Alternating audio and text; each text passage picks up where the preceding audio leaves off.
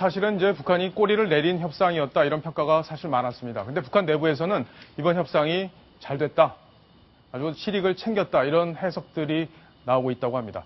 자, 김일성 대학을 졸업한 동아일보 국제부의 주성아 기자 전화로 연결해서 현지 분위기, 왜 이런 해석들이 나오는지를 지금부터 자세히 한번 들어보도록 하겠습니다. 자, 주성아 기자. 예, 나와 있습니다. 예. 자, 이번 남북 협상에 대해서 북한에서 좀 후한 점수를 주고 있다 이런 얘기가 나오고 있는데 왜 그런 얘기가 나오는지 주성아 기자는 우리 입장에서 몇 점 정도 줄 수 있는지 정리를 좀 부탁드리겠습니다. 예, 저는 이번 협상 결과에 대해서 좀 후한 점수를 좀 주기 어려울 것 같고요. 예.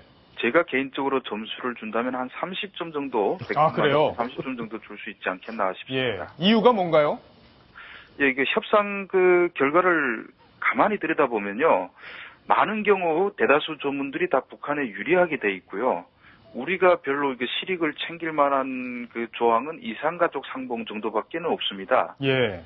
예, 그래서 저는 이게 보면 북한 쪽에서 봤을 때 당연히 아주 훌륭한 협상 결과라고 만족해야 할 것 같다 이런 생각이 들 수밖에 없는 겁니다. 그러니까 결국에는 확성기 부분에서 북한이 가장 두려워했던 부분인데 그걸 북한이 원하는 걸 얻어냈고 그랬기 때문에 근데 다만 이제 확성기 관련해서는 아까도 저희가 지적을 해드렸지만 언제든지 우리가 합의 정신이 깨졌다고 봤을 때 다시 틀 수 있다 이런 조항이 있기 때문에 반드시 북한에게 유리하다 이렇게 볼 수 없는 건 아닌지 어떻게 보십니까?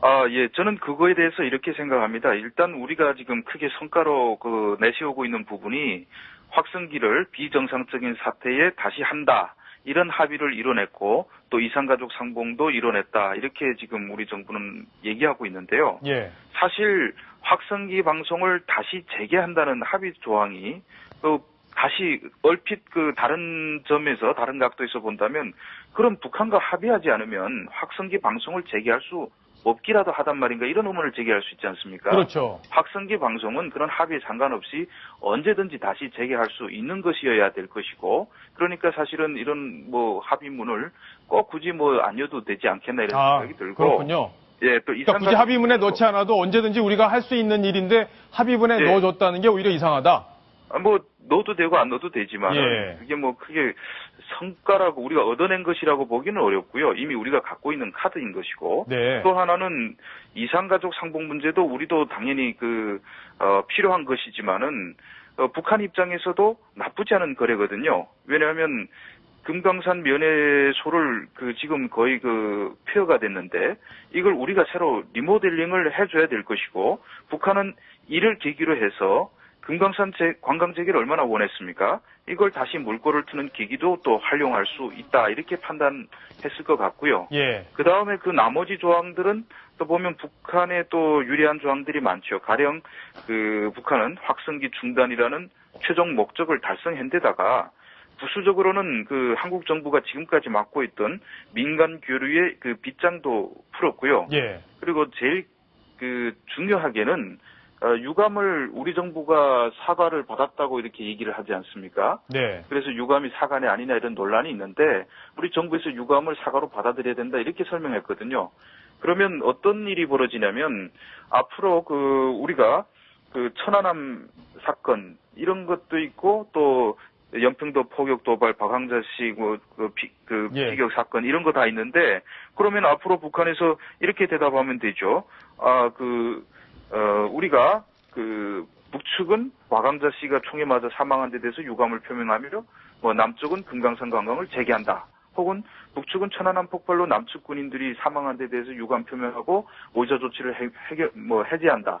이렇게 유감 두 번만 밝히면 북한은 앞으로 오이사 조치도 풀 수 있고 금강산 조치도 풀 수 있는 이런 발판을 가질 수 있지 않겠는가. 그것이 제 생각입니다. 그렇군요. 그러니까 북한으로서 만족할 수밖에 없는 결과다 이렇게 생각합니다. 자, 다만 마지막으로 하나 짚어볼 만한 게 박근혜 대통령, 박근혜 정부에서는 이 대북 정책에 대해 상당히 원칙을 지금까지 고수를 해왔습니다. 북한에 뭔가 퍼주기를 일방적으로 하지 않을 거다 이런 얘기들이 반복적으로 나왔는데 그런 그런 연장선상에서 본다면 앞으로 남북 간의 어떤 오이사 조치 해제나 금강산 관광 재개나 이런 것들도 일방적으로 해주지는 않지 않을까 하는 생각이 드는데 그에 대해서는 어떻게 보십니까?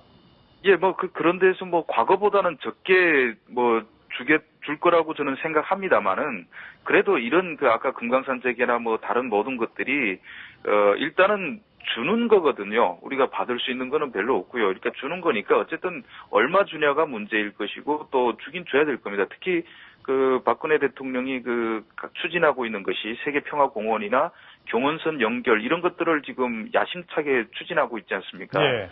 제 입장은 이번 확성기 중단을 내걸고 이 세계평화공원과 경원선 연결 사항을 관철시켰더라면 또 얼마든지 북한도 이걸 받을 수 있기 때문에 이것을 관철시켰다면 참 좋았을 건데 예. 앞으로 우리 당국 회담에서 이 사안을 꺼내놓으면 북한은 그때마다 매번 대가를 요구할 거라고 저는 생각합니다. 그럼 그때마다 우리 목적을 얻으려면 뭔가 북한에 요구하는 걸 또 들어줘야 되고 이러면 좀 더 우리가 이번 협상을 통해서 얻을 수 있는 것을 뒤로 미룬 거 아니냐. 예.